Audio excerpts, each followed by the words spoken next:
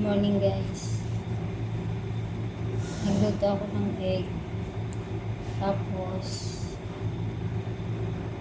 para hindi masayang yung tira, talagay natin dito sa ilalim ng ating mga eye bag para hindi siya gaanong kasi meron din itong collagen. Diba? Face mask para hindi masayang. Diba guys? Ito tapos after 30 minutes, pwede mo na siyang banlawin. Para hindi anti-aging kasi ito. Diba guys? Nandito lang, hindi mo na kailangan gumastos ng malaki para magpabanat ng iyong mukha. Diba? Lalo na dito. Kita mo naman ako, 51 years old. May wrinkles ba? Nasa pag-aalaga lang yun.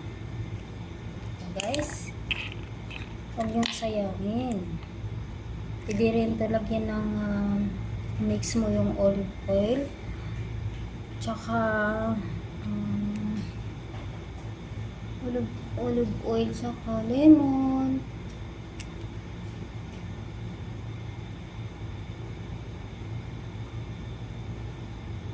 Ako hindi na kasi babanaw ko pa agad.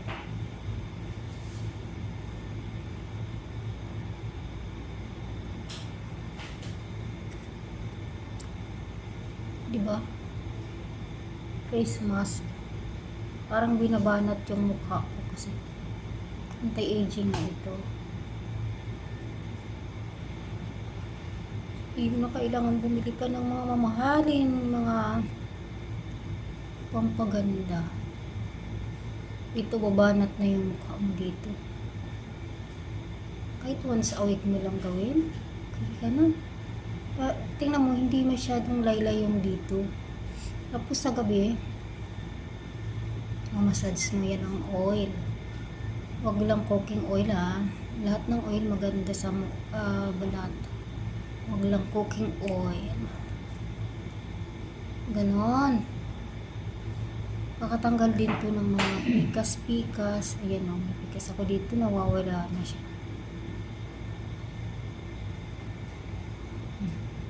Bumabanat nga.